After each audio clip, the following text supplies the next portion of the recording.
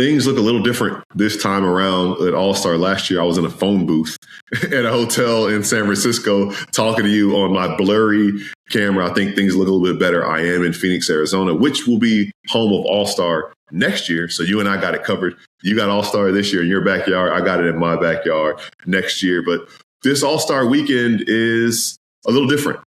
I don't know where to begin. First off, no more skills challenge. Do we have Chris Paul and Victor Wembanyama to thank for that? It's being replaced with the Shooting Stars competition. Rising Stars representation there. Colin Murray-Boyles will be in Rising Stars representing the Toronto Raptors. Darko Rajakovic will be coaching Team World during All-Star Sunday.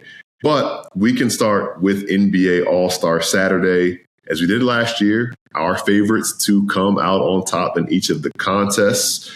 3-point contest, slam dunk contest, and maybe Shooting Stars if we're feeling interested in that. I just know that I'm going against Team Cameron in which is, I don't know if you know about Team Cameron and All-Star and Shooting Stars, but it's the Duke guys are playing, which I thought it was very funny that Jalen Johnson actually is on Team Cameron. Because nobody at Duke actually claims that guy. They don't like him. They ask our guy, friend of the program, Micah Adams, how he feels about Jalen Johnson. He probably is not happy about him being on Team Cameron and Shooting Stars. So let me pull up the field for the 3-point contest real quick. I don't know if you have it in front of you right now, but I can talk through that real quick before we make our selections for that.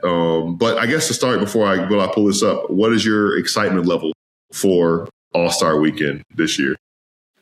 Listen, man, you and I do this every single year. Every year. And it's like the NBA is really putting you and I to the test because we have said for as long as we've known each other, 7 years at this point, that no matter what product the NBA puts on the floor for All-Star Weekend, we're going to watch. We are going to tune in. We're going to tap in. And I'll tell you what, I am still going to tap into All-Star Weekend this weekend. I will still watch All-Star Saturday. I will still watch the All-Star game on Sunday. Earlier this year, yep, they moved it to the afternoon. I don't really understand why they did that either. But I will say and I don't want to speak for you, maybe you have a better understanding of how this is all going to go down than I do, but for two people that cover the NBA for a living, I have no idea what the hell I'm about to watch this weekend, when I'm about to watch it, who's participating in what. Like, it just feels like there is no direction whatsoever for what the NBA is trying to do at All-Star Weekend anymore. I don't think so either. So I think that's the big thing as far as that goes, which we'll get to the format of All-Star in a second. But we'll start with the 3-point contest, which will tip off 5 p.m. Eastern time, so 2 p.m. your time, 3 p.m. my time. I'm not at daylight savings yet.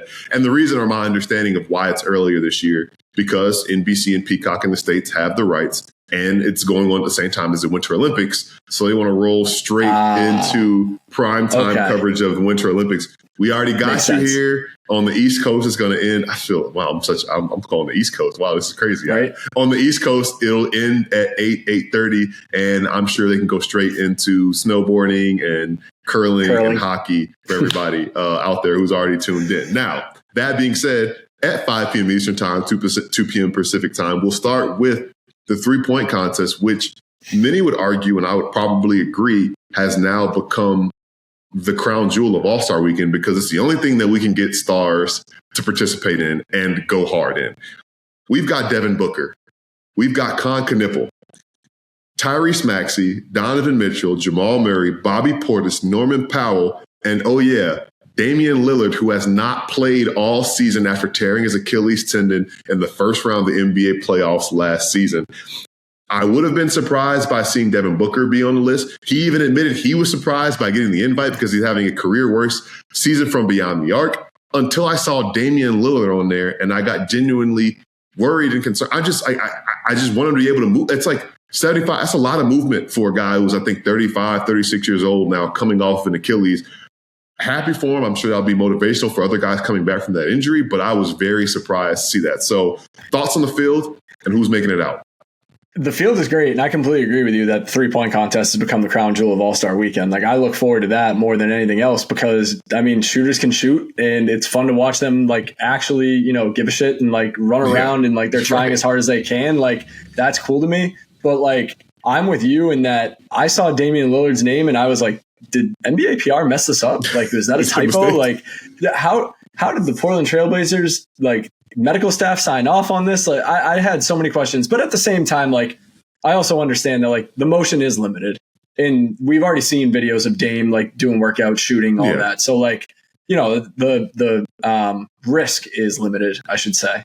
But it's going to be cool to see him participate in it because, like, I mean, we've never seen anything like this before where a player has not played a single game all season and then kind of threw his hat in the ring for the 3-point contest at All-Star Weekend. So I'm cool with the field. I'm excited for it. I like that it's a nice mix of All-Stars, young guys, and then you got like someone like Bobby Portis thrown in, where I'm not really sure how that happens or how that works out. Maybe there are some better candidates that we could have selected than, him, or like you said, Devin Booker was having a career worst shooting year, but I'm never going to complain about watching Devin Booker shoot jump shots because it's always pretty. So you know what? No pun intended. Yeah, exactly. So I'm excited for the 3-point contest for sure. I will say the only thing I could compare to Dame being in this 3-point contest was 30 some years ago when Craig Hodges was back-to-back champion and was not on a contract with any team. They league let him come in and shoot in like a generic NBA uniform. Like it looks like when you make a creative player, like what they put him in, it was basically that. And he went in there and they gave him opportunity to defend his title. I don't think he won a third straight. But speaking of that, my thought, tinfoil hat, Blazers got new uniforms this year. We've never seen Dame in those uniforms this year. So now we can actually say that this is a uniform that Dame Lillard has performed in before because he's going to wear it in the 3-point contest. And, it's so funny too, because Suns played the Trailblazers pretty recently, and seeing Dame on the bench there, it just made it didn't even feel like he went anywhere. It really did not feel like the time that he spent in Milwaukee even happened. It was like he just like studied abroad for a few years and he came back to Portland. It was just like taking a gap year outside of uniform, and he'll be back there. And so anyway, that being said, my pick to win is Tyrese Maxey. I don't know why. As I looked through the field and I went up and down and I tried to again, this is all kind of just a case by case situation. You could say anybody could get hot and win, and anybody could be cold and lose. But I talked myself into Tyrese Maxey winning it. He's been shooting the ball well this year, scoring the ball well this year. And I think he's already a household name, but I think All-Star Weekend is an opportunity for him to become more of one. So who do you have? I like that pick. I feel like Tyrese Maxey is someone who's having an underrated 3-point shooting season because you associate his game so much with his speed and how fast he can get downhill, get to the rim. Like he's impossible to stay in front of. But he is, I think, third in the league behind Donovan Mitchell and Conca Nipple in 3-pointers made. It's crazy. So, he's crazy. I know, right? And, obviously he's someone that's participating in the contest as well. But I like that Tyrese Maxey pick. I am going to go with Jamal Murray. I think that he is somebody who has been waiting for this opportunity to be involved in All-Star Weekend, finally gets a chance to be in the All-Star game. Now he's also participating in the 3-point contest. There are also a few players, honestly, it's not a very long list in the league of guys who I enjoy watching more when they are on fire and feeling it than Jamal Murray. That's true. And I could see him catching fire in the 3-point contest. I had the Tyler Herro pick correct last year, so I'm going to try and keep that momentum rolling and go with Jamal Murray and go for 2 in a row this year. I forgot. I honestly, it's crazy. Had you asked me, I was there, and had you asked me who won the 3-point contest last year, I probably I only remember because I picked it right. I couldn't even tell you who I picked last year, which is crazy. It shows where we stand as far as that goes. We didn't talk about this one beforehand, but I will run it down for you. I said Rising Stars or Shooting Stars is back, and it's kind of what we used to see in the past. 2 current players and a legend. They make shots from spots. I think it closes with a half-court shot, and who can ever do it the fastest wins. We got Team All-Star Scotty Barnes, Chet Holmgren, and Rip Hamilton. Team Cameron, which is the Duke alums, Jalen Johnson, Conca Nipple. Busy night for him, by the way, or busy afternoon for him. And Corey Maggette, Team Harper, Dylan Harper, Ron Harper Jr., shout out to the Celtics, and Ron Harper Sr., and then Team Knicks, Jalen Brunson, Karl Anthony Towns, and Allen Houston. I think I will say I'm surprised, and probably it's because they got a lot of heat around them right now. But usually the host has a team in there. There's no Team Clippers this year. Is Corey Maggette enough to represent the Clippers? Is that enough Clippers representation? I guess. I don't know. I guess so. And like you said, like the whole Team Cameron thing threw me off so much because I'm like, all right, if you're going to do that, cool. But then you throw in Jalen Johnson, who like we said, Dookie's like hardly even associate him with, the Brotherhood. So I don't know. I mean, weird field. Yeah, very weird field. But that being said, I just was like, I don't know. I went with Team All-Star. Well, if nothing else, Scotty Barnes probably give us another meme like he did at the whatever that was, the shooting clutch challenge they did at the Rising Stars game in Cleveland that one year. When he and Tyrese Maxey were, he's like, "Come on, man, give me a hug." He's like, "I'm not giving you a hug, bro." Like, we'll get some Scotty Barnes viral moments because we got that one year. We got him and Giannis the other year. So we know that Scotty Barnes always delivers at All-Star. I'm going to take Team Knicks just because of the cohesiveness and, Allen Houston. Allen Houston can shoot. Yeah, sharpshooter, like, you know what I mean? Karl Anthony Towns and Jalen Brunson's a competitive dude. I'm going to take Team Knicks. But, like, this is the prime example of, like, we don't even know what we're about to be watching. I mean, I remember the contest from when they used to do it and they would shoot the half-court shot at the end and everything like that. I don't know if it's going to be exactly like that. But, it's just – they're trying to fill these events with something. And like you said, they did away with the skills challenge, which when I was a kid was my favorite one, the way they used to do it. Where, one player would go the entire length of the court with multiple chest pass, bounce pass, 3-point shot, layup. And then they changed that and it ruined my favorite event at All-Star Weekend. So, I'm okay with them scrapping the skills challenge and, we're stuck with whatever this is. Yeah, again, we can thank Chris Paul and Victor Wembanyama for trying to manipulate the rules last year. They're like, we're not doing this anymore. And also, I think it's interesting. There's only 3 events this year, which kind of goes back to the network television situation where you can probably keep people, tuned in, shorter as far as that goes. And then they go straight into the Olympic events. And still, I think, and this is not even crazy to say because we just talked about this, I think that they would be better off closing it off with the 3-point contest at this point because people would be hooked for that as far as that goes. But they're closing it with the slam dunk contest. And the field is high-flying guys, but not necessarily the most household of names, and that is Carter Bryant, Jackson Hayes, Kashad Johnson, and Jace Richardson. Thoughts on the field? I don't know if I have any thoughts on the field. you paused like maybe he has no thoughts on the field. Like thoughts on the field, just radio. No, I mean, listen, man. Like you even see like Jace Richardson like quote tweeted the announcement of him getting it in with just I guess. Yeah, I guess. And it's just like man, like that, and then he commented on Instagram that Drewski. Me? Yeah, right. Like. This is what the dunk contest has come to. Listen, I loved watching Jason Richardson in the slam dunk contest. That dunk contest with Desmond Mason is like one of my first memories of All-Star Weekend. Yeah. But, just out of curiosity before we hopped on here, not counting Jackson Hayes, who has 75 dunks this year, would you like to guess the number of combined dunks this season that Jace Richardson, Kashad Johnson, and Carter Bryant have? I saw the numbers, but I don't remember what they were. So if I had to guess based on just my thought, I would say somewhere around 20. That's somewhere around 20 is correct. They combined have 22 dunks this season. All right, there is not one of those guys has more than 10 dunks individually this season, besides Jackson Hayes, who has 75 dunks. And so also to that point, big men in dunk contests isn't like that visually appealing more often than not. So like the East Bay between the legs dunk he did in Chicago was not like that cool. Right. Yeah. I mean, at that point you're so big, you like hardly. It almost looks like you're hardly getting off the ground. The only time that I really remember like a true big, like a big man. Well, I guess actually that's not true. I take it back immediately before I even said it. I was going to say Dwight Howard, but JaVale?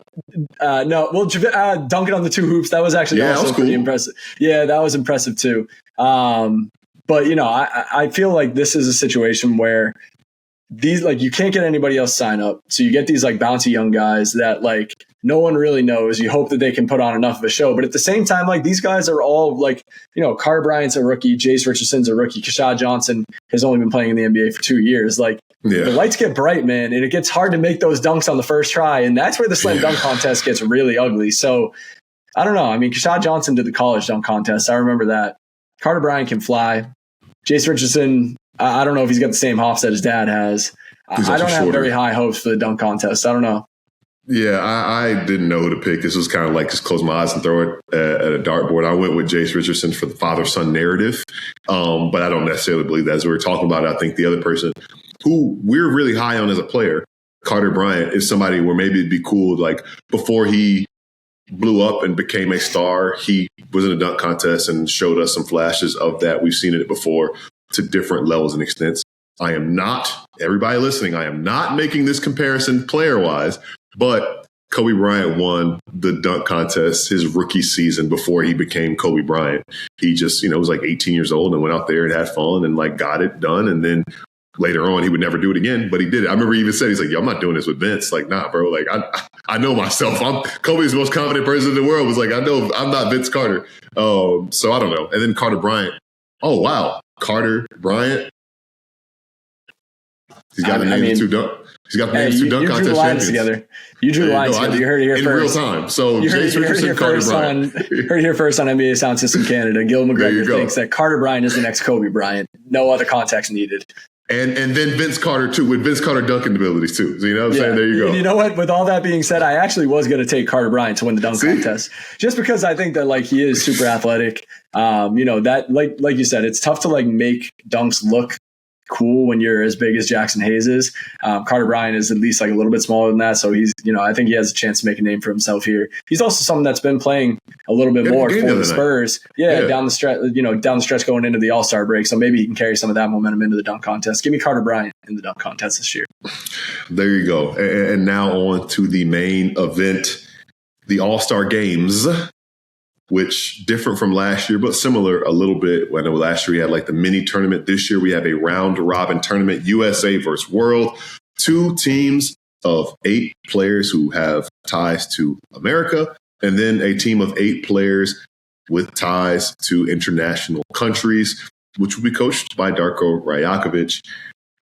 I'm not going to get into the rosters of each team because I don't know them off the top of my head. I do know that, interestingly enough, one of the teams is like the young team because Devin Booker is the oldest player on that roster, which stood out a lot. He's 29 years old. So that says what needs to be said about that team. That is the Team USA Stars.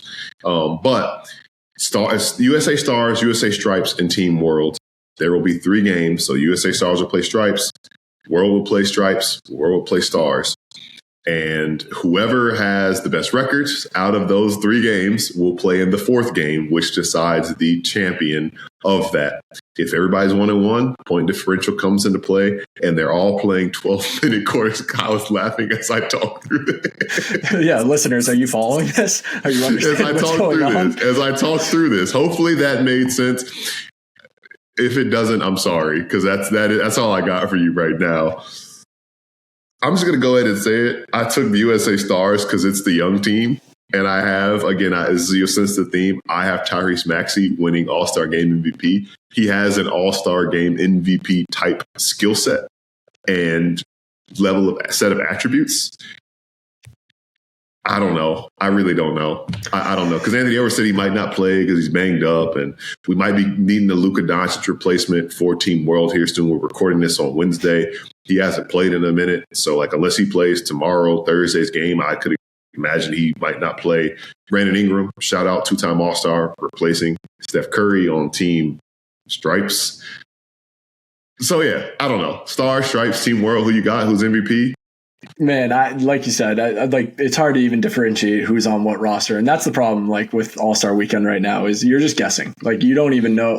You kind of you're going to turn on the TV and the games are going to be played and you're not really going to understand what's going on or who advances or who goes where. You got to have a PhD in calculus to even be able to figure this stuff out. The way that Gil just, read out all the rules and everything like that. But it's on top of that, like you said, a lot of injuries. SGA had to be replaced. Steph Curry had to be replaced. Is Luka Doncic going to have to be replaced? Anthony Edwards is talking about potentially not playing. We still haven't heard if Giannis Antetokounmpo is going to be replaced.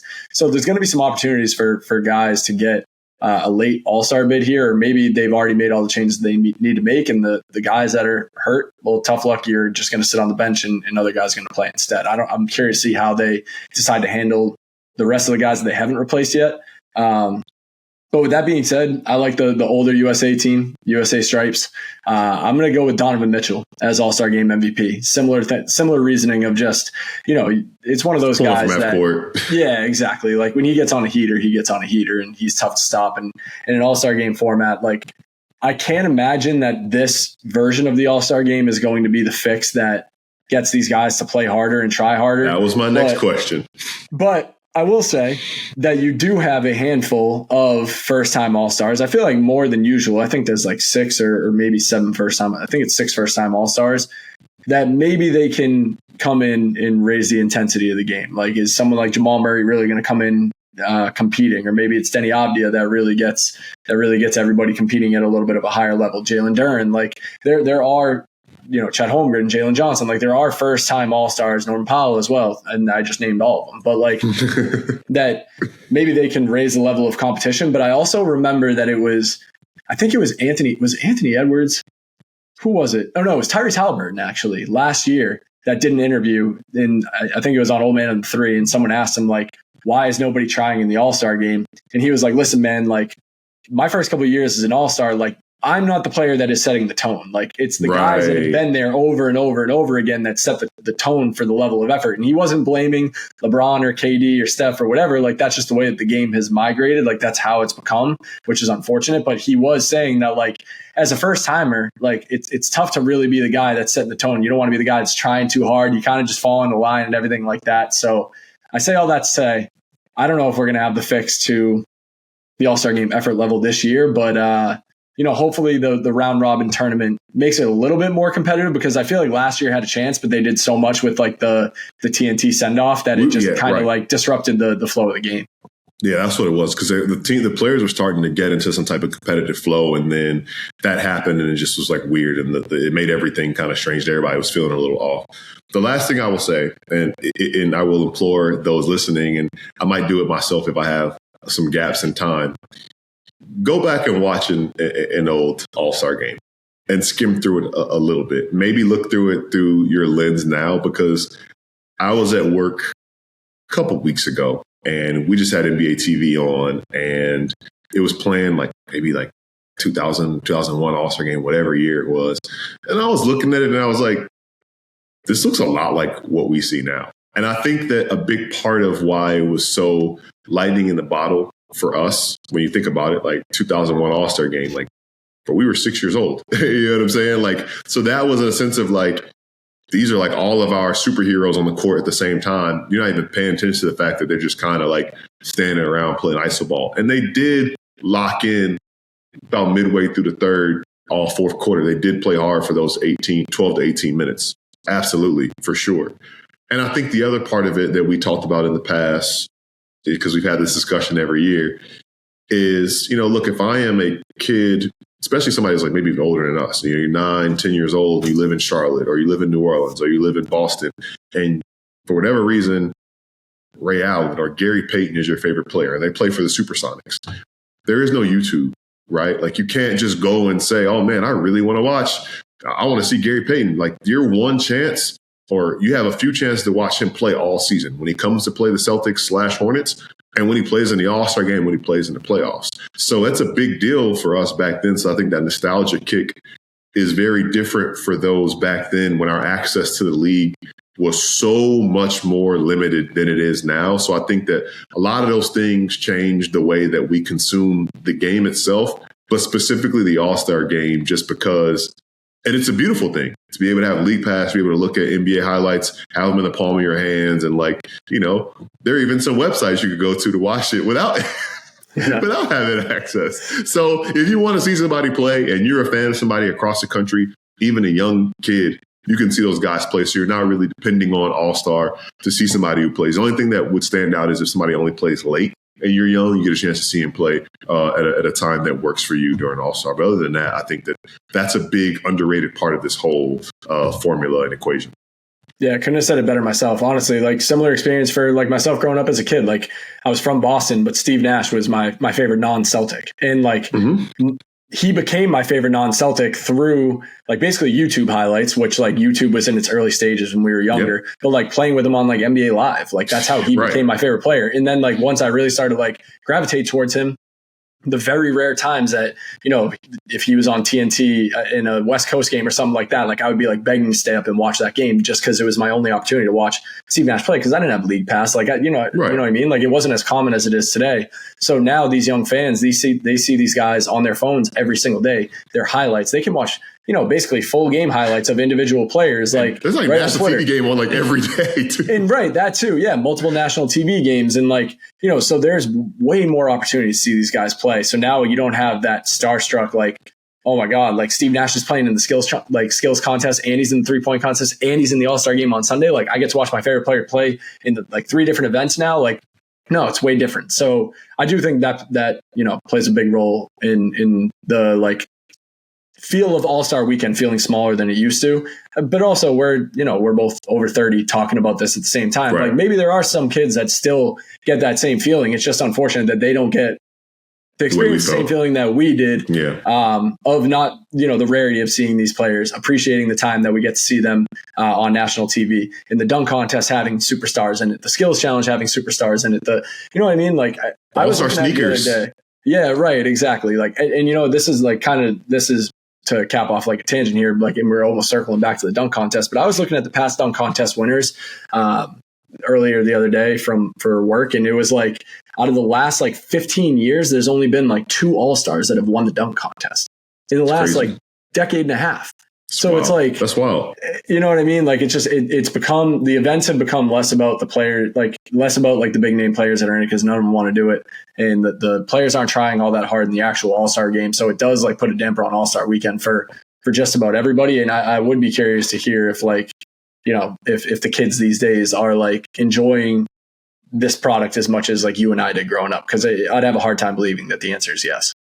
Yeah. And I think that's what it comes down to, because again, like the level of surprise is gone too, right? Like I mentioned the shoes, and I mean, I think back 2012 was an iconic year for Nike basketball sneakers, and you had the Big Bang LeBrons and the silver KDs and all of that stuff, which was major. But now it's like you see all this stuff like way ahead of time. But I'm thinking back to, I turned on the All-Star game, I'm like, is Tracy McGrady wearing one red shoe and one blue shoe? Like that's nothing that we would have ever been thinking about beforehand, or even knowing like what was happening and going on. So that element of shock and surprise, and the uniforms, and you could point this, that, and the third at all different things. But ultimately, the same sentiment until it's not the sentiment. We're going to be watching. We'll probably have our critiques on the other side of it, but there's still a little part of me, the kid in me that was going crazy when the Eastern Conference won the 2001 All-Star game, is still going to tune in to see what's going on with Team World, Team Stars, Team Stripes. And to wrap that, I will say,